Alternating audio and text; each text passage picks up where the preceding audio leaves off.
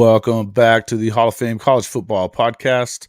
I'm your host, Jason Watkins, and if you love college football, you are definitely in the right place. So before you forget, smash that red subscriber button, like our videos, and don't forget to ring the bell so you don't miss one moment of the Hall of Fame College Football Podcast.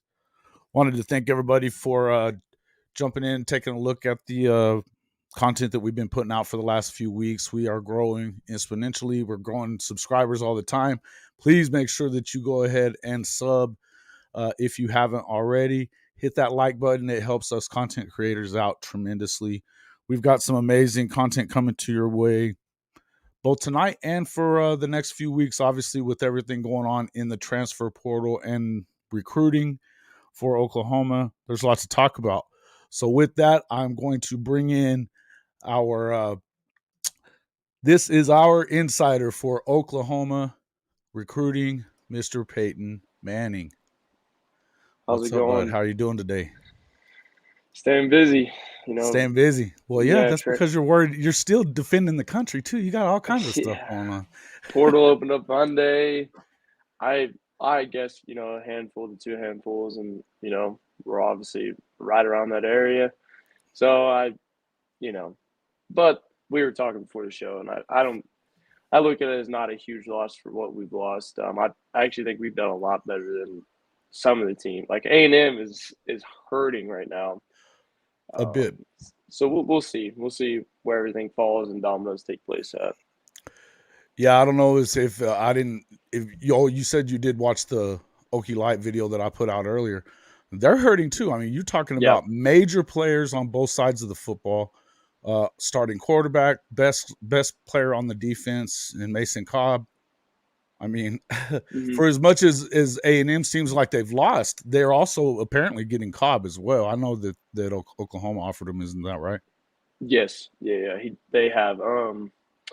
Yeah, I mean, it's kind of funny because they were talking, their head coach again, he was talking, and he was just like, hey, I'm not a big portal guy. We'll see. Yeah. We'll see where all this goes, and it's going to hurt him to not attack the portal as much as he said he wasn't going to do. So if he doesn't attack the portal, he's not going to have much of a roster next year, and I think he really does need to attack that roster. He better. He may not have a football team. And as I was saying in that video, I feel like you're going to have to, if you're Oklahoma State and you're not looking to upgrade at coach at this point, what are you doing? Because you're getting this is a point in where you have a time now. Oklahoma, Texas are leaving, and you have new blood coming into the conference. So you could establish yourself as one of the top tier programs in the Big 12 if you make a big move. Yep. And if you've got a guy that is at best, I mean, he's kind of indifferent to recruiting and all the way around, it seems like. Well, how are you going to do that? It just makes zero sense to me. Yeah, it doesn't make much sense at all. That's for sure. So if he doesn't, it's going to be interesting for sure. Look, folks, let us know what you think in the comments, because I know myself, I feel like there's no way in the world that this guy should still be there. I mean, when you have this much of your team walking out on you, nobody at all is saying that they want to stay. Even they've got 10, 11, 12 seniors that have eligibility left, can come back. None of them have come out publicly and said that they are. And you've got a starting quarterback who started as a freshman, and he's been, I mean, it seems like Spencer Sanders has been there for 15 years. But so, I mean, but he's gone, and then Mason Cobb is gone, and that was their main guy on defense. I mean, Mason Cobb is going to be an immediate help to whoever gets him. Oh, man. Sure. No doubt, right? He's going to got an attitude. I love watching him play. Yeah, he's an animal. But just to go into a little bit of our recruiting, a lot of people seeing that. I think today that they had offered CJ Blocker. He's a defensive back. He was committed,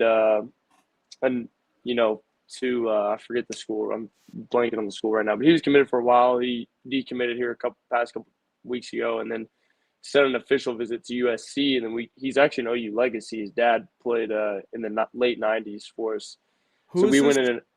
His name's CJ Blocker. Oh, Blocker. Yeah. Yeah. They've been talking about him a lot. Yeah. So we're trying to get an official visit in for him next weekend.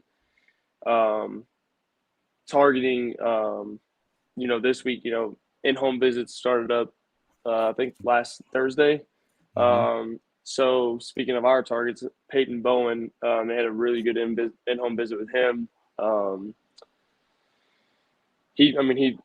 They loved everything about it. They actually did that to yesterday, Wednesday. Right. So that went pretty well, is what I'm hearing. As good as it could. Quincy Rhodes Jr. is an edge we offered kind of out of the blue. But he's a 6'7", 255 edge. And he's currently committed to Arkansas to play. He's from Arkansas, but he's a big person. That's a big person. Yeah, that's a big person. He said that's a big person. So speaking of big people, we offered a defensive tackle. I had whenever I had posted the offers, I had posted him at like 255, and I was just looking at his 24/7. Usually 24/7 is really good about updating. Yes. Well, I went through and actually looked at their roster. He's from Louisville.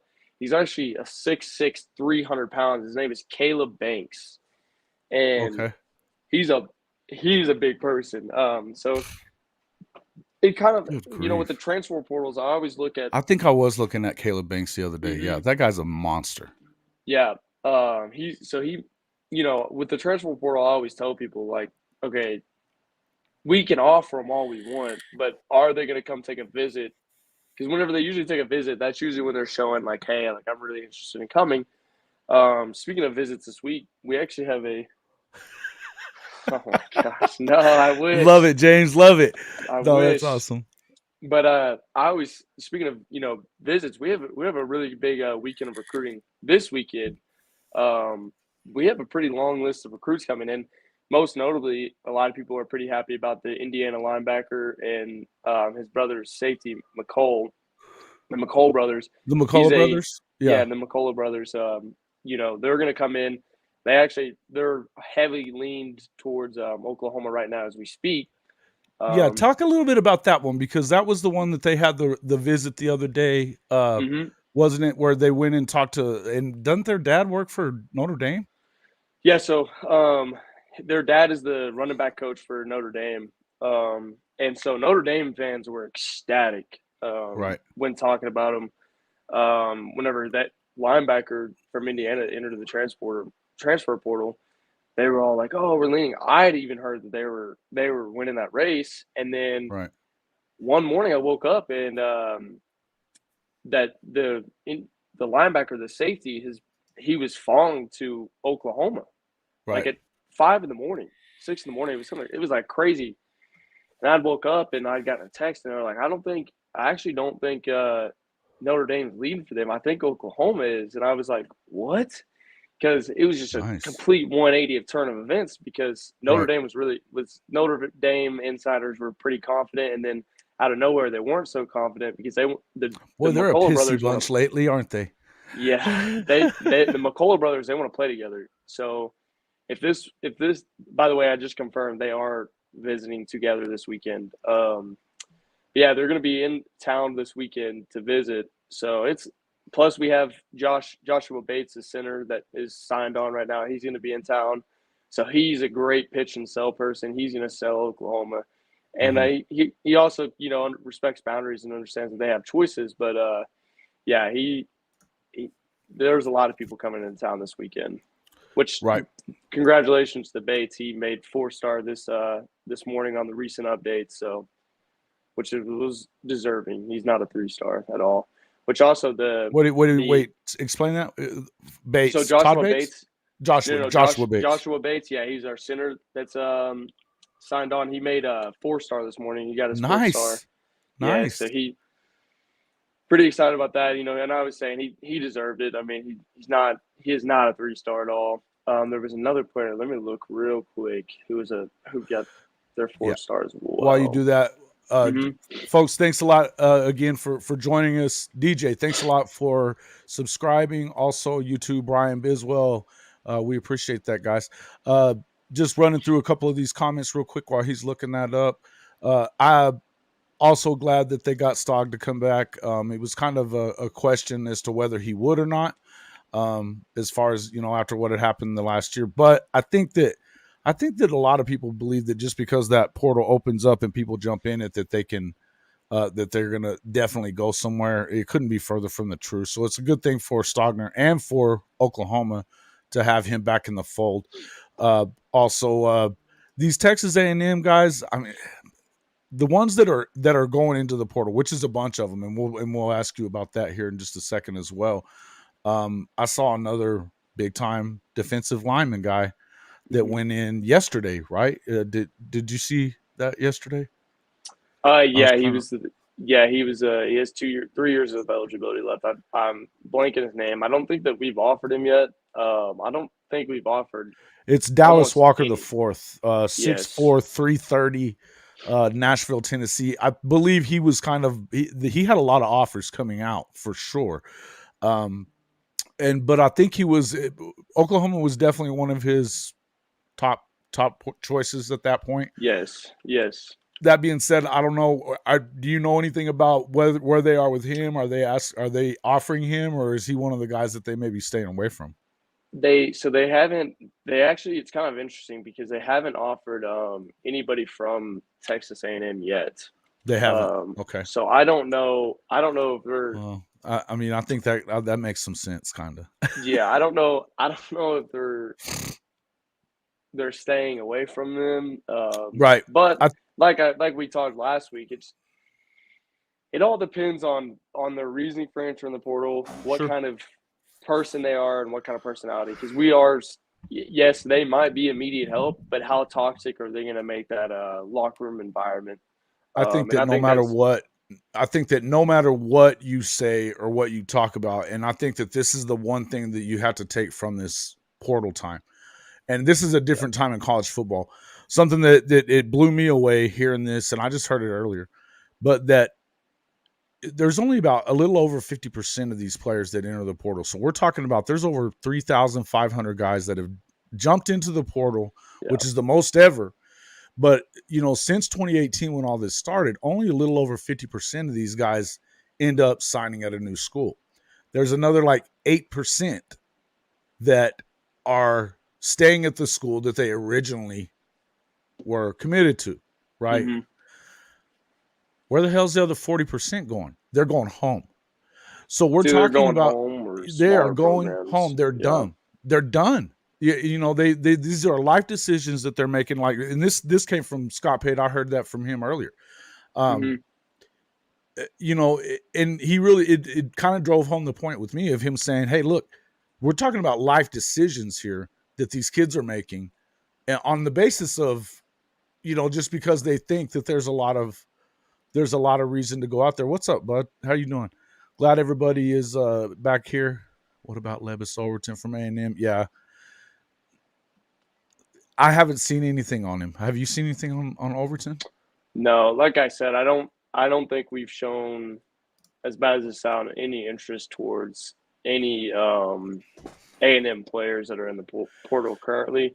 Well, and I think that's probably due to the fact of everything that's been going on at A&M this year. And so you really have to vet these kids and make sure that they're not just that kind of team obliterator, because obviously there's somebody out there that is, because A&M was a dumpster fire the entire year. And of course, you have to figure that a lot of that has to do with Jimbo and the way that he runs things, because they just dump money on kids and expect it to work out. I saw that they did that again, got one of the top running backs in the country to flip at the last second, and he's going to be coming to A&M as well. So all these guys that they're losing to the portal, who's to say if they actually lose them or not? Because who wants to touch these guys if they're part of the reason that these guys went 4-8, or 5-7 or whatever they ended up. But 5-7. Yeah. They were number 6 at the start of the season. So, This isn't a good thing. No.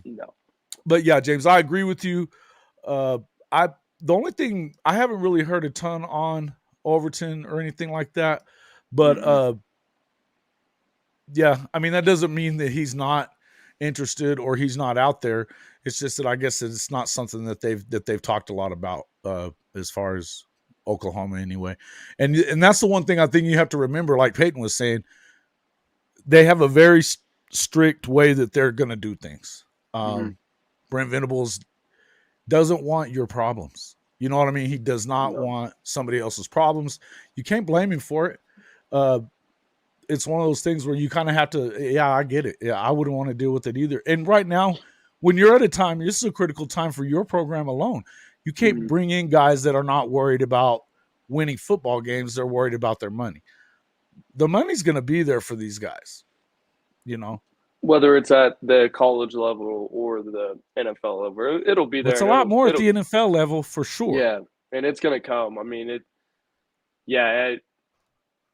it's nice to make a little, extra cash while you're in college, but if you go play for the right people, they will set you up for success. And I definitely think that our defensive staff and Brent Venables has that in place. Absolutely. So. Absolutely. I mean, we're talking about a staff that's put a bunch of first rounders in just in the last 10 years, of him being at Clemson, he's there for 12 years. So what do you got there? What were you looking up? Yeah. So the player I was thinking was Taylor Wine out of Tennessee. He picked up his fourth star today as well. He did. Respect.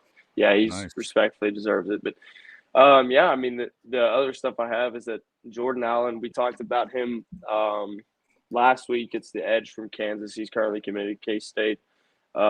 We feel pretty good about him flipping him. But yeah, it's definitely flip season right now because we're looking at a lot of people that are currently committed somewhere else, and trying to get them on the good side. Bad news is that Hicks's in-home visit went really well. I mean, everything about it went well. They, Todd Bates spent pretty much all day with him, then went back to the house with him, hung out with him there. And then, it went good. But I think that, A&M has him. A&M feels very comfortable in the fact that they have him. Like on National Signing Day, he's going to be signed. He's going to be signing in. Same thing goes for his teammate, the linebacker. Damian Sanford is who it is. Yeah. So Damian, they're thinking is locked. But to end on that surprises me, but not. I mean, they must have dumped a boatload of cash in his pocket, man. We'll see. I mean, made his dad head coach at the school he's at, and Paetow. Yeah, we have 2.5 weeks, about give or take. Yeah, about 2.5 weeks till signing day, and we're going to find out a lot about our chosen class 23. I'm hoping we end up with top 3, but I mean, you see. But to end on some good news, Makana from Hawaii, the linebacker. Oh yeah. His recruitment is, like we've talked, has been very hush hush. Not a lot of people have been able to get a lot of information, but someone close to him did say that Oklahoma has left a lot of good impressions on him, like very, very good. They don't know anything, but they said if they were to bet money, it would be Oklahoma if signing day was today. So, well, usually if those guys are saying stuff like that, then that's a good sign because you don't want to be wrong and and have that out there. So, yeah, definitely, guys. And again, we appreciate you guys coming to the stream. And again, this is Peyton Bowen, Seaball, Oklahoma on Twitter. He is our insider, and he's getting a lot of this information that we don't get. We only got a few more minutes with him, so any questions that you got, let me know. Let's. Josh Morgan's asking, what about Micah Teese? I know they are going after him, but what are you hearing on that? That was a question I had too. Yeah, definitely going after him. We talked about him last week. I think that Arkansas has him. I've asked around. Arkansas feels comfortable, but Oklahoma is still pushing hard. And like we said, I mean, he wanted to play at Oklahoma, but we didn't have the wide receiver room, so we had to offer him as a defensive back, and he didn't want to play defensive back. Right. He is being offered as a wide receiver. Would love to see if we could get him in on a visit, get him with Jackson Arnold, talk to Jackson Arnold, because if I was a wide receiver in this country right now, I would be looking forward to playing with Jackson Arnold 100%. The one thing, everybody needs to remember, though, that as far as receivers are concerned, the depth is there. That's where you have depth at Oklahoma right now, folks. Micah, the receivers, that's all well and good. Where you need the most is on that defensive line, at linebacker. Who are some of the guys that they are targeting from the portal, though, that you have on there? And I'm going to pop up the guys that we've lost real quick. I would definitely say they're going. I mean, I can tell you who more we've offered. I would say we've offered Caleb Banks from defense tackle from Louisville. Obviously, Deshaun McCullough, that's that safety's brother. There was reported interest with Kyrie Jackson. He's a 6'3", 197 cornerback from Alabama. He has not came out with an official offer saying that we've offered him yet. But that's somebody to maybe keep an eye out for. Obviously, we got Jacob Lacey from the portal. So that was a huge get in my personal opinion. Absolutely.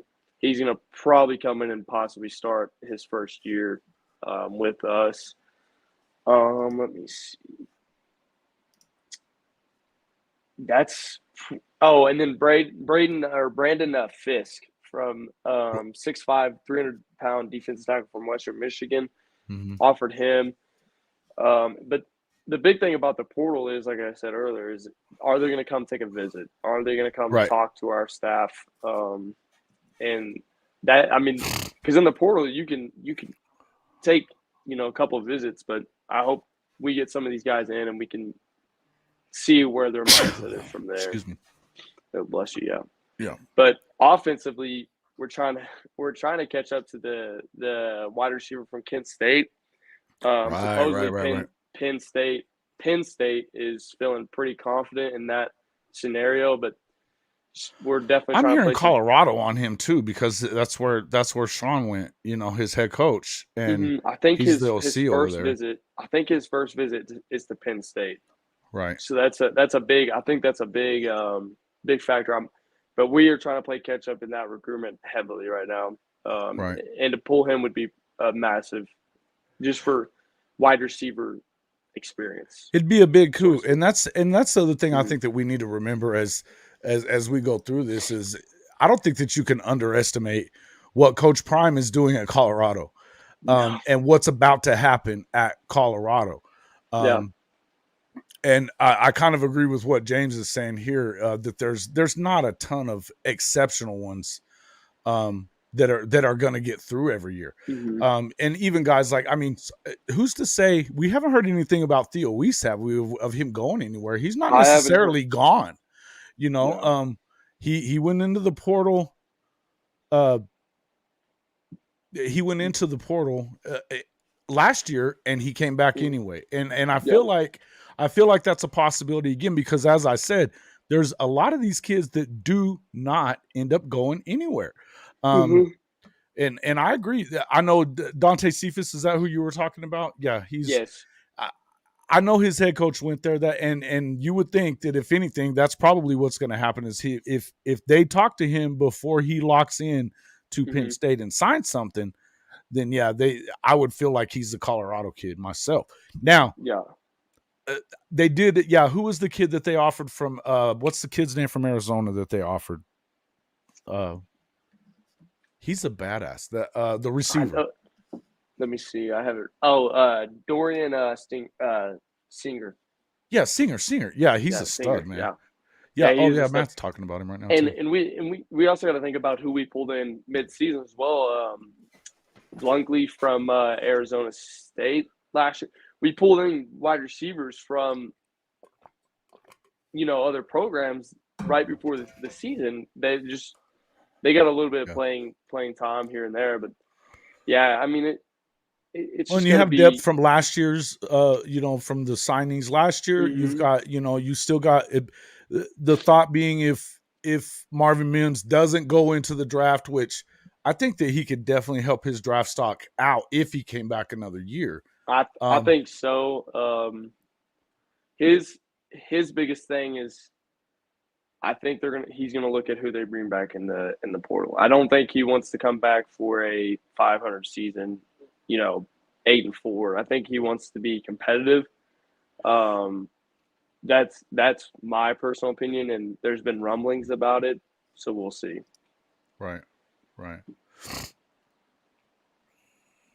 Yeah, I would love for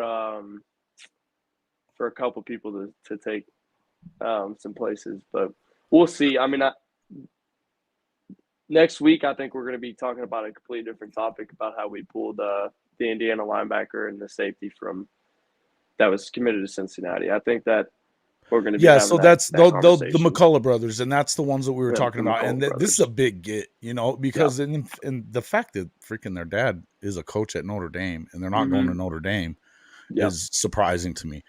But obviously there is a big connection there between Jay Valai and their dad they worked together with the Chiefs. So it's one of those things that's big. If you can get both of those guys to come in, and they're both 4-star players. This is defensive help that Oklahoma needs. And let's say, you were talking about coming back for a 500 team. Yeah. Listen, they are a few plays away from 8 wins. Yep. A few plays away from 8 wins. They are, if they were, and I've said this a bunch of times, folks, they were 120th in the nation defensively. If they're top 70, they win 8, 9, 10 games. Yep. If they're top 50, they win 10 plus. This is how close it is in major college football, from 6-6 to 10 wins to 12 wins, whatever. Yep. That's how close it is.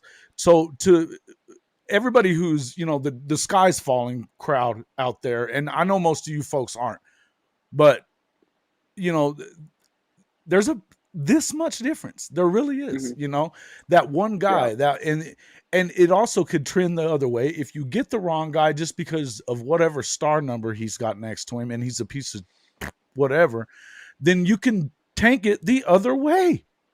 When is that other do you know when the committee's coming, or is it something that it seems like it's fairly close, guys? The thing is that they got time before they have to make a decision. Yeah, you would hope that you could kind of lock them up, but they really can't sign anything until National Signing Day, which is what, the 21st? The 21st, early signing? Yeah, 21st is early signing day, and then those guys typically, sometimes they don't, but typically end up on campus in January and are in that summer, or that pre-summer pride of lifting with Smitty.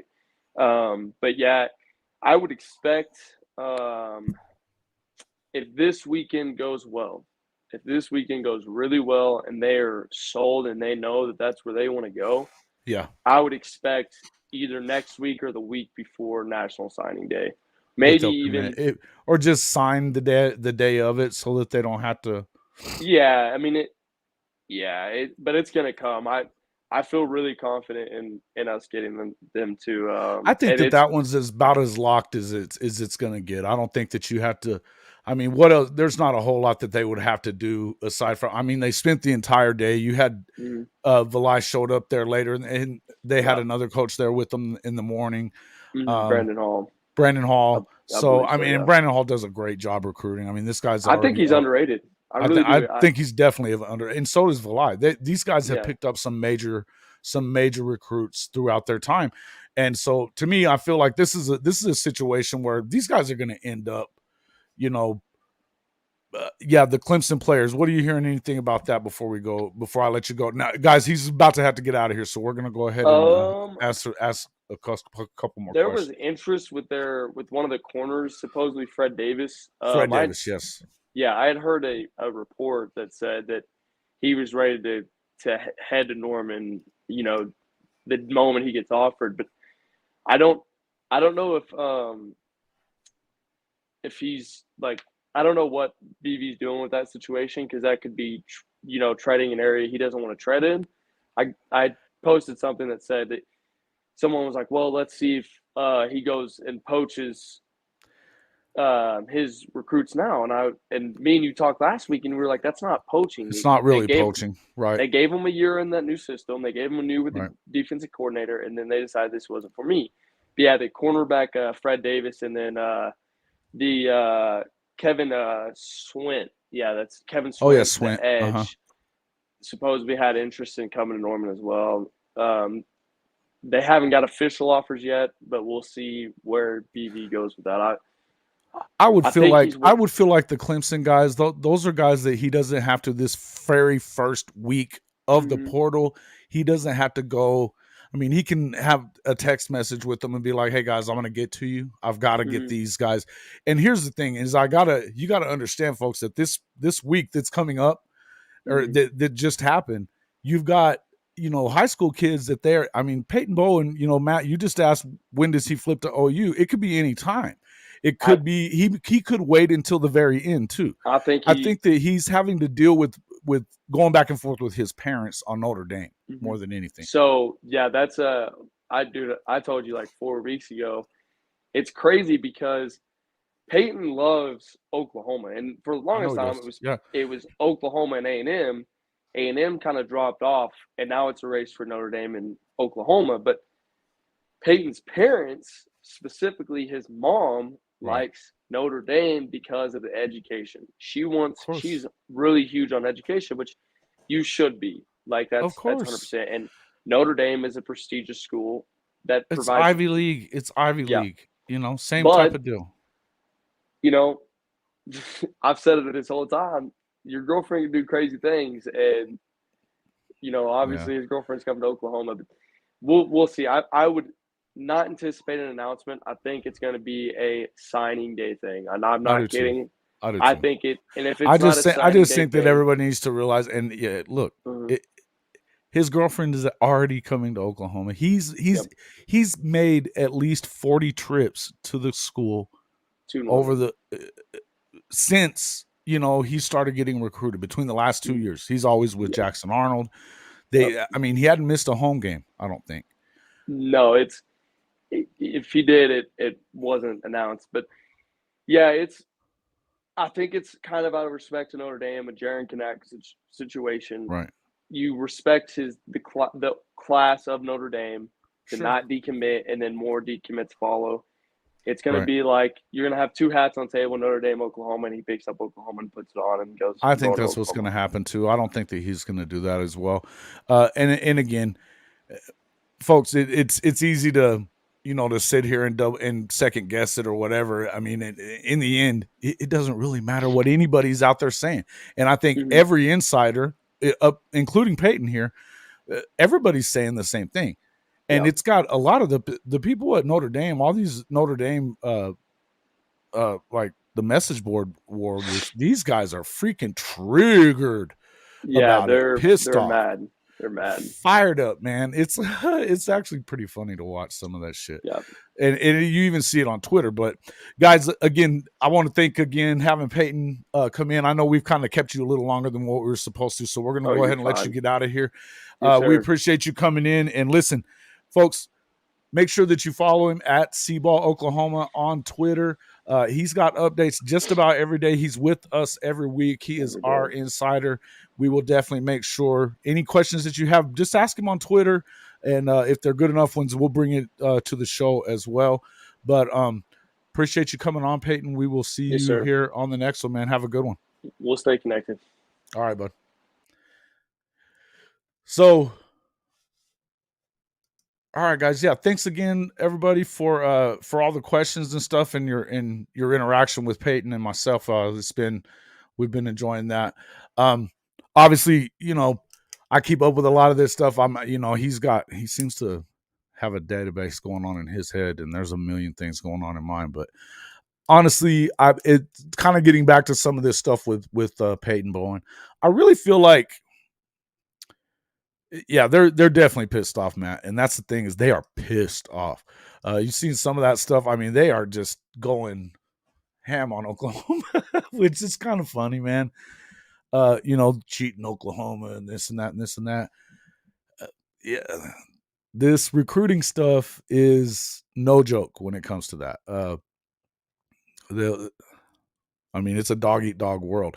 And as I said, something that I think that, I just wanted to kind of piggyback on what I was saying earlier about this portal deal. Is it good that these kids can do what they want to, that they can leave if they want to? Yeah, I do. I want them to be able to have that freedom to do what they want to do. I definitely think that this was the time for these kids to get paid. What I also think, this is one of the things that what Josh Payton said earlier. There's got to be some incentive for them to stick around too. That isn't, and I mean, you can tie it to money if you need to, but you're going to have to make some incentive for some of these kids to stay because, because you're hurting the product. If you don't have a bunch of kids that were 3, 4, 5-star guys that should be playing college football for 4 years, not playing after 2 years because they're jumping around in the portal and they don't have anybody telling them what to do. They don't have good advice coming their way, which a lot of them don't. If you don't, you're hurting the product. And with as much money has got dumped into it, this is what Josh Payton said that I really agreed with, is all the money that they have dumped into this thing when you're Fox or you're ESPN. If I'm paying billions of dollars for the product, I want it to be the best product it can be. And it's going to be at Alabama and it's going to be at Georgia and stuff, but even they've lost a lot of guys into the portal as well. You're looking at Oklahoma State, these guys, man, upwards of 20, 25 kids that could be gone. How many of them are really wanted? Now, I would say Spencer Sanders is going to get a shot somewhere. That obviously Mason Cobb is going to play somewhere. Trace Ford, I would say he'll probably end up somewhere. Dominic Richardson, the running back, he was their leading back. There's a reason why these guys are going to end up going somewhere. But yeah, and that's it, is that which kids are going to end up screwing their whole life up by doing this? I think that there has to be some kind of, and I'm not saying to stick a bunch of rules on it. I'm telling you to give these kids education. These are institutions of higher learning. Educate them on money and the right way of doing things. Educate them on that. It's not always the best idea to just jump ship and take off somewhere, and because it's just not. Yeah, dude, Mason Cobb gone. I don't think he's going to OU though. No, I think it's going to be A&M. Everything I'm hearing is the A&M, right? Yeah, that's possible. I mean, listen, that's the whole point, James, is that there's just not any kind of education going on. When you start looking at, the Presley kids also, Jimmy, when you start looking at, say, the NFL, something that they finally did, and it took them too long to do it too, but they've got all these seminars and different schools of people available to young players to teach them about taxes and about, all the different rules, even just within, and living your life and being having to be somebody that's on their own and taking care of their own business. You'd like to think that you could trust your agent, but that that's not the case. You can't trust those guys any more than you can, trust anybody else. So the thing of it is there has to be education. I have no idea as far as the NIL. It all depends on who it is. I mean, these are all different collectives. But yeah, no matter what it is, you're going to get taxed on it. If you're making income, you got to pay taxes on it. There's obviously tax breaks here and there and stuff like that. And I'm not an accountant, but I can tell you that there is, if you're not paying taxes, you're not doing it right. Okay. And when you start getting into the millions of dollars or even in the halves of millions of dollars, they care. Right. Absolutely, they're going to be able to tax it. It's not a not-profit. It's not, you are if you're getting money for your name, image, and likeness, that is a for-profit industry for you. Okay. And that's all part of it. But that's the problem, I think, and I also believe that this is why you're not seeing Venables just offering every kid that hits the portal that has 4 to 5 stars next to their name. I believe that this is why you're not seeing that, because of the fact that you don't want to end up with somebody else's problems, number one. And number two, that's a lot of education that you have to do. And something that one of the main things that I have liked about the thought of having Brent Venables is that because it's a lot more than just football. It's about growing a man, about and doing it a certain way. I know a lot of people look at that as coach speak, and I can get that. I understand that. I understand that a lot of people feel that way. I also feel like that is the way he lives his life. So I don't have a problem with any of that. Now, what I would tell you is that when you start thinking of, these deals, it's definitely, you're going to see the ugly side of it. You're going to see it everywhere, and you're going to start hearing ugly stories because it's an ugly business. And it was already an ugly business, folks. Now it's just out in the open. Okay. But at least now, because of the fact that it's out in the open and you're going to start hearing these things about what happened, these cautionary tales or whatever, I think these cautionary tales need to be told. And so this is a good thing. There's progress no matter which way you look at it.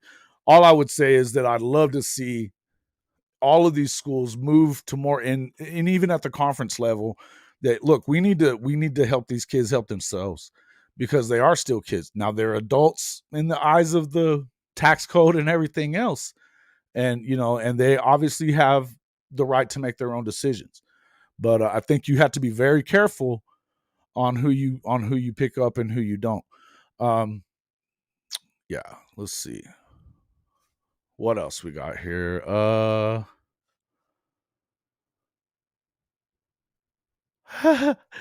Yeah, good luck with that. I saw that stuff. Hey, man, they can argue anything, can't they, James? They can argue anything. But hey, listen, it's a for-profit industry. There is no two ways around it. College football is a profit industry. It's a big, the only one that's bigger? The NFL. That's it. It's bigger than the NBA. And maybe not in the end, but for the time of, I think it is bigger than the NBA, and I know it's bigger than probably Major League Baseball too. They just have longer seasons. But we're talking about, you've got the NFL. Football is king in this country. Soccer, football is king around the world, but football is king in this country, and that's, beat the Hogs on Saturday. I don't know. Good question. They've looked good at times and bad at times, haven't they? I don't want to act like I've been so focused on football that I got to tell you I hadn't paid as much attention as I normally would to it. So, yeah. Anyway, guys, I appreciate everybody showing up and coming to the live stream. We've done great numbers. If you're not already a subscriber, I know most of you guys that are in there talking right now are. Please hit that button. Make sure that you hit the like. That helps us out a lot. Our numbers have gone up exponentially just in the last 2-3 weeks since I started doing more live streams like this, and I enjoy doing it, interacting with you guys. There is a feature I'll make sure that I stick that stuff into the to the comments here in just a minute, but there is a tip feature if you guys want to do that. And you can always, when you shop for your merchandise on Fanatics, make sure that you use, dang it, that's still the wrong banner overlay. Make sure that you use our link to do so. It's HOF-Fanatics. So make sure that you do this right there at the top of the screen. Up to 65% off everything in the store every time. And right now with Christmas coming, you're seeing some crazy specials all the way around. So it's one of those deals where, we do get a commission off of that. It kind of pays down the road, but you are going to get great deals every time.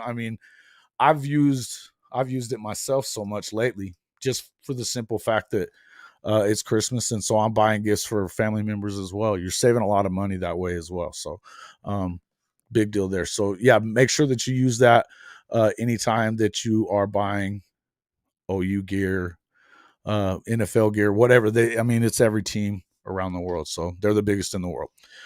So Okie Light, folks.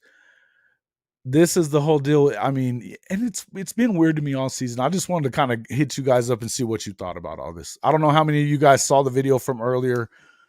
We're talking at least,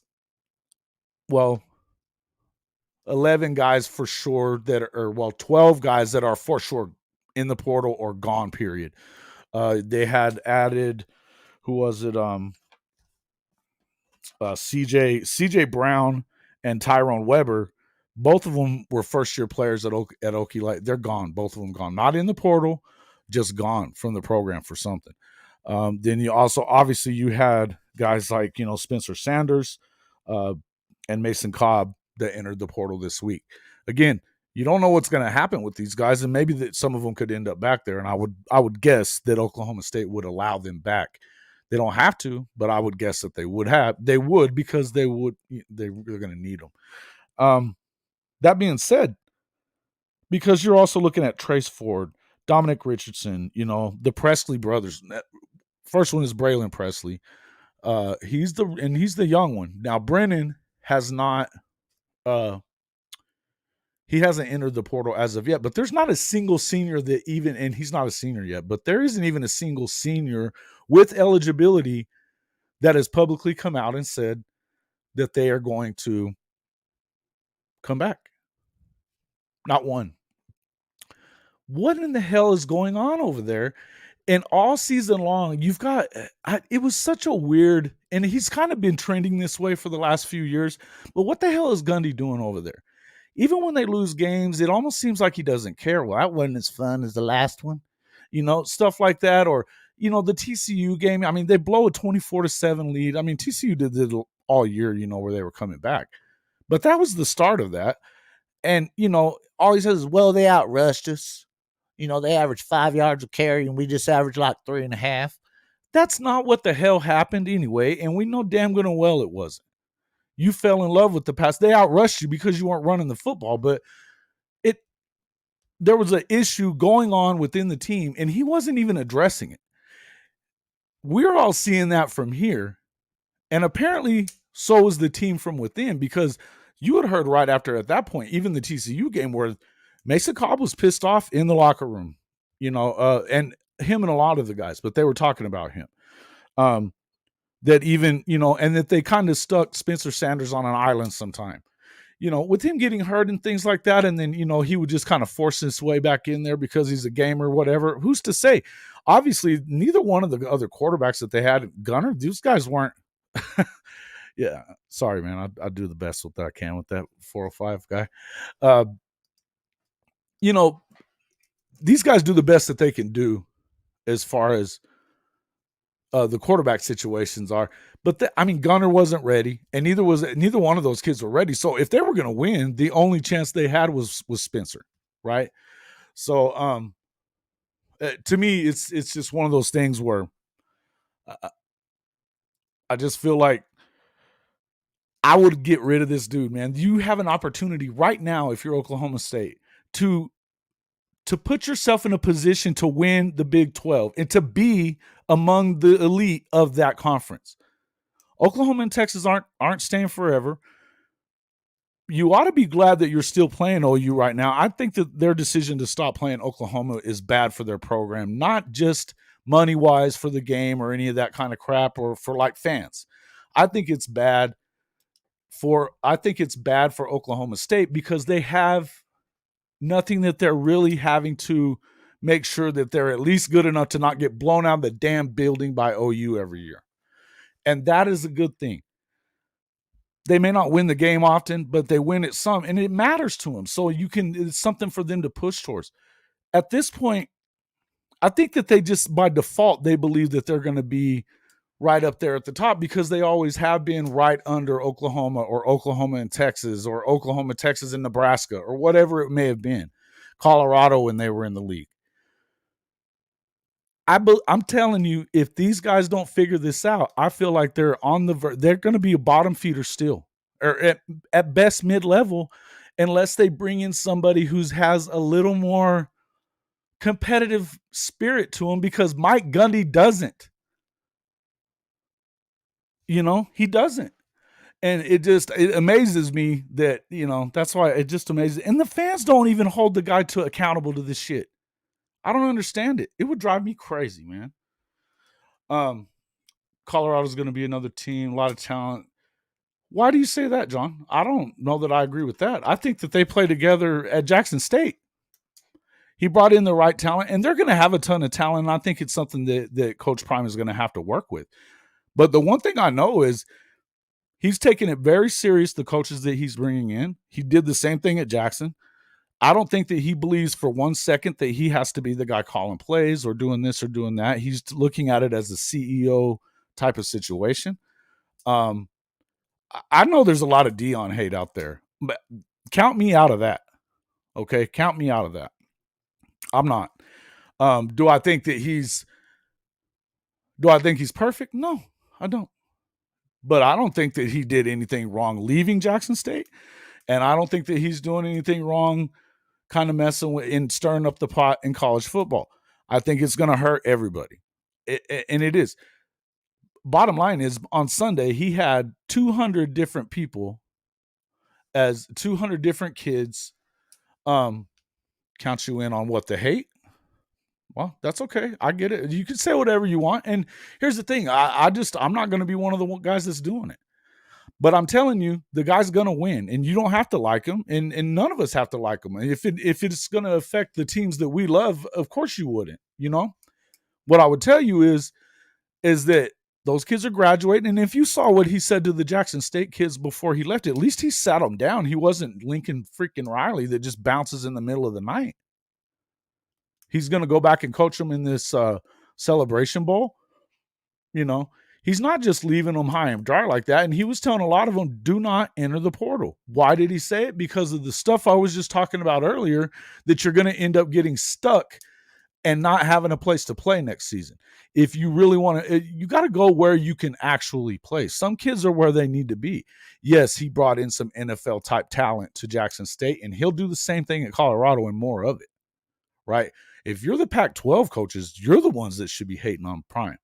And they probably are. And look, don't be surprised when you start seeing different stuff. He starts stealing recruits. No, of course it.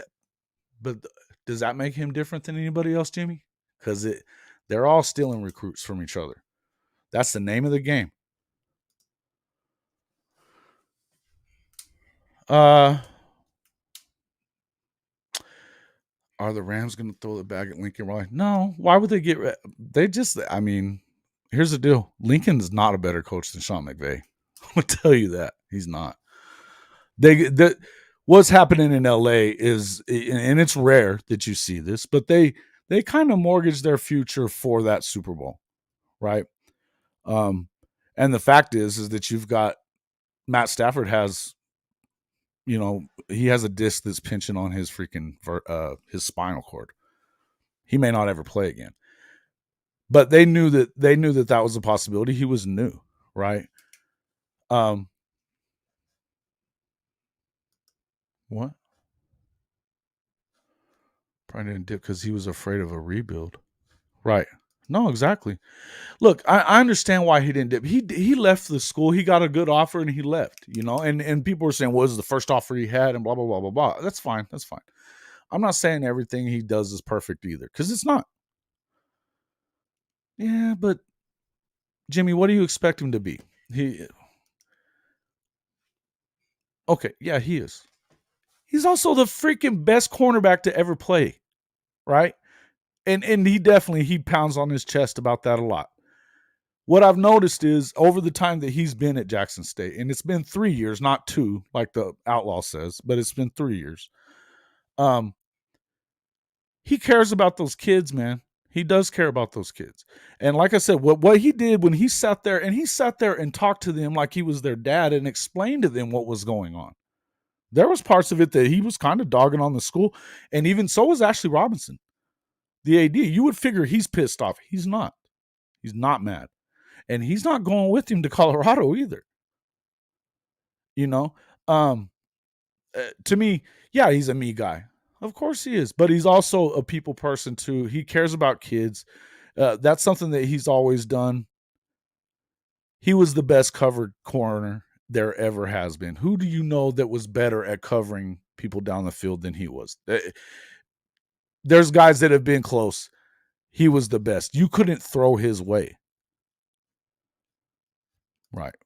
Exactly. There was a lot of that kind of stuff. You know that, and the other thing, Jimmy, you realize that he was donating half of his salary the entire time he was there to better the situation, the water, the all the facilities and stuff like that.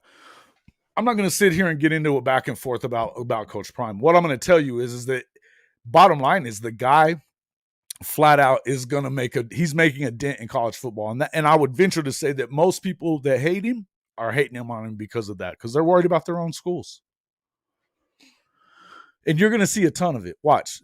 The Pac-12 they're about to start bucking at him. Guys like, Lincoln will start taking shots.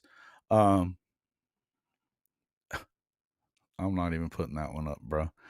Why would you say that? He doesn't put up with that stuff, man. He was the guy that freaking showed up at Michael Irvin's house and freaking made him knock off the partying and stuff. He wasn't having it. That's just not how he is. Anyway, again, I'm not going to get into a back and forth about what he is and what he isn't. I know that there's a side to him, and just like anybody else, there's a side of that you would, and that is funny, by the way, what you said there, Cracker Mac. But I feel like it's a good situation. And look, I don't know. To me, I remember those days of when Colorado was really good as a fun time in college football. Now, of course, I was a kid at that time, but I can remember Eric Bieniemy. I can remember, obviously Cordell Stewart, guys like that. I mean, those were some nasty freaking football teams. And, you guys that have been around watching Oklahoma for a long time when they were in the league, in the Southwest Conference and they're, the Big 8 and then the Big 12, it was a real deal conference, and you had to deal with them. But I think that now, I'm surprised that they're not trying to get them back into the Big 12. And, like seriously trying to get them back into the Big 12 at this point. If you're Yormark, I would be. You know what I mean? I would be. Just because of the prime factor. Just because of the prime factor. What's up, Eric? How you doing, buddy? Glad you're in the show. Guys, again, thanks a lot for coming into the show. I am going to go ahead and have to anything else you guys want to ask or talk about real quick? I've got about 10 minutes, and then we're going to get back out of here. I didn't like the days because they beat us. They did. Listen, man, one of the first games that I remember, like real vivid. Now, I remember Jamel Holloway a lot. I mean, he was my first favorite Sooner. Jamel was a bad dude, man. Whew. I got to meet him one time, actually. It was really cool. I'd love to have him on the show, actually. But I remember that. But the first game that I remember the most was that Colorado Notre Dame game when Rocket Ismail returned that punt and they called it back. Oh man, that was a game. But that one, I think that was the year that was Colorado's national championship season. That was an unbelievable football game. And these guys, I mean, I'm pretty sure they had Bieniemy that year. And then who was it that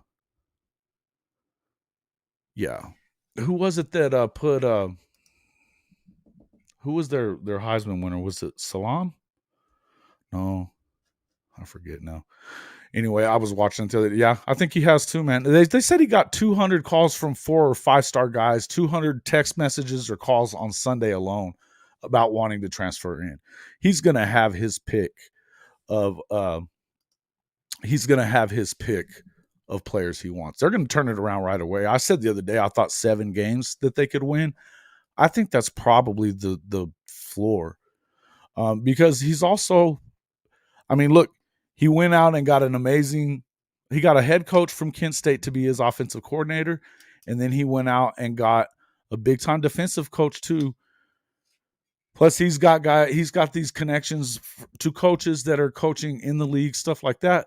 He's going to get some of these guys. And then the recruiting side of it, I mean, how hard is it? You get Deion Sanders to get on the phone with this guy or go sit down in somebody's living room, see how that goes. Yeah, I think he's a problem. He is a problem for the Pac-12 immediately.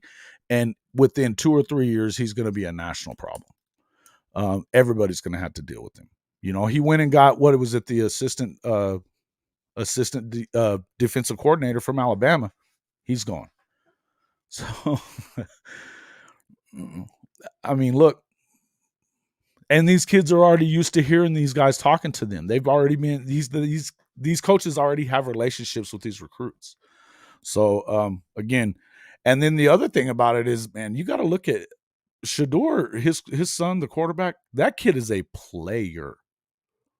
Yep, they will. They will, Jimmy. They're going to run it's pretty much the same. Yeah, that's what Sean runs, that same thing. So yeah, it's a nice offense. And Shedeur can play. He can flat out go. The "I'm coming" speech. Yeah, that was pretty funny, wasn't it? I'm coming. I don't know if you guys watched that video. I was screwing around with it. Messing around saying that too. So no, his son can flat out play. He can flat out play, man. And I mean, he had 36 touchdowns to 6 interceptions this season. He's a 70% completion percentage. Again, it was the FCS level, but you can see him watching him play just what he's about, right? Yeah, he's fast, super fast. I mean, he's freaking Prime's kid. That makes sense. And then the one that I don't even know for sure, that I know that him and Deion were kind of mad at each other or whatever, and it may be about him leaving. But Shiloh, the defensive back, he was playing at South Carolina, and then he had transferred to go play for his dad. And he was a stud already too. You know, so these guys are, I mean, you know, they're definitely their father's son. But Shiloh's a little bigger, good player. I think it would be good for them to get him as well. I think they're going to be good. I think they're going to be real good. I also believe that, you know, Oklahoma's going to be good again. I was glad to see that Dylan's coming back. Looks like he's coming back for sure. With Jackson Arnold, you know, you don't have to rush him in. And I still feel like, I know everybody's thinking about the receiver situation. There's a lot of depth there, so I'm not too concerned about that at all. I do feel like in the end, I would think that Marvin's probably going to come back. He hasn't. I think there's a reason he hasn't made a decision to jump to the NFL yet. I think he's trying to get all the information that he can about where he would go in the draft, and I think that's a smart move on his part. One thing I know is he's not going to go into the portal and go. He hated Lincoln. He was not a fan of Lincoln, because aside from the Red River game when he was getting all those balls that he got at that game, he was largely unused, you know, in that offense, you know. And even after that, Lincoln wasn't drawing up plays to target him a whole lot. So, you know, he's not going anywhere to that. I also don't believe that that's where Theo Weiss is headed either. I don't.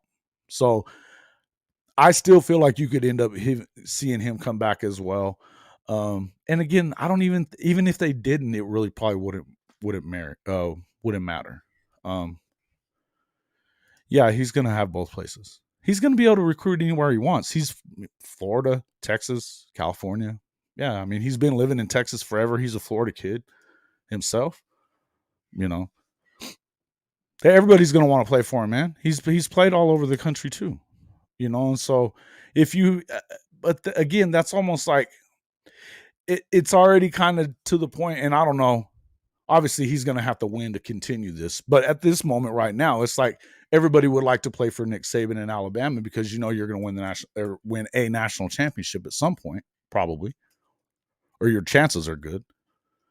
But not everybody can, you know. That's just kind of how it is. Absolutely. Oh, and that's why the video that we did on Tuesday, that's why I was more talking about that, to, you know, hey, let's handicap the coaches in that league right now. Think about that.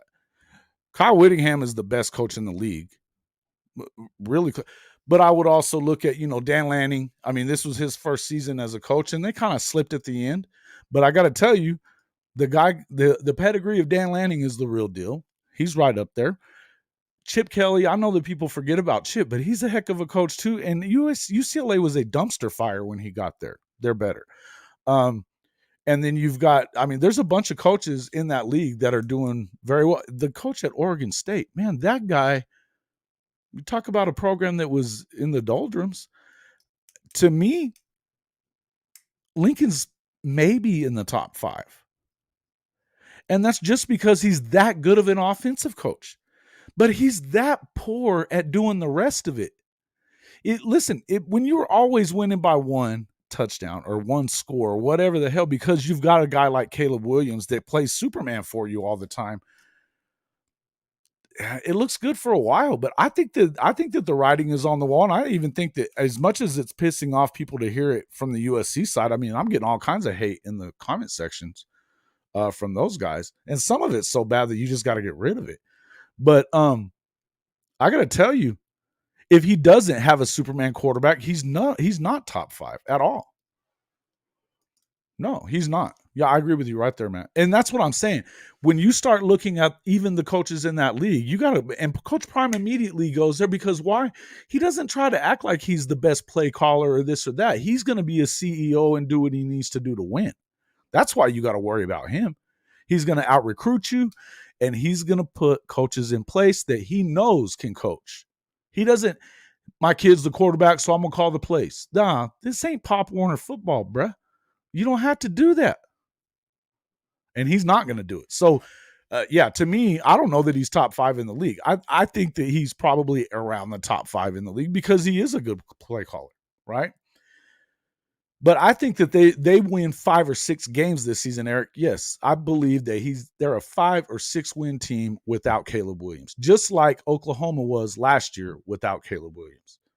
The fact that Oklahoma won 6 this year with the number 120 defense in the country tells you, yeah, they didn't have Caleb Williams, and Dylan isn't Caleb Williams. The guy's about to win the Heisman, so let's not be crazy here. That's not who Dylan is. But they were still top 20 in the country. In fact, they were almost top 15. They were the number 17 total offense in college football. Was he perfect? Did he hit all the throws? Do you wish he would have hit a few more? Of course you do, because those were games that they lost by 1 score, and most of those games that they lost were under a touchdown. You had 3 of the 4 were inside of 7, right? So they would have won if they'd have just scored another touchdown. Shit. So of course, those throws, they mean a little more, right? I don't understand that. I don't know what you're saying about that, Cracker Mac, and I appreciate you commenting and stuff like that. But my feeling is that why? Did you see the facilities there? Because, and that's to me, and I said this already, I feel like it's a sleeping giant. That program there was a sleeping giant. Because, Jimmy was just saying earlier, those teams back in the late 80s, early 90s, they were beating Oklahoma. They were beating Texas. They were beating Nebraska and Notre Dame. They were winning national championships, Heisman trophies. I remember those Colorado Buffalo teams, man. I do. And I was a kid. So, and they do have donors. They were acting like they don't have the money to pay him and all that stuff. Come on. They got money. There's a lot of money in Colorado from a lot of different places. Ranchers and oilmen and stuff. Everybody, and alumni don't just stick around the state, but they will when they start, they're high-powered alumni. They live all over the country. When they had to have already had the okay from those guys. Yeah, go ahead. We'll get you the money that you need for him. And $5 million is about half of what the major coaches are getting anyway. And then he's got another $5 million for his assistants. So, that's a big deal for him. Yeah. Yeah. They got money. They do, Matt. You're right.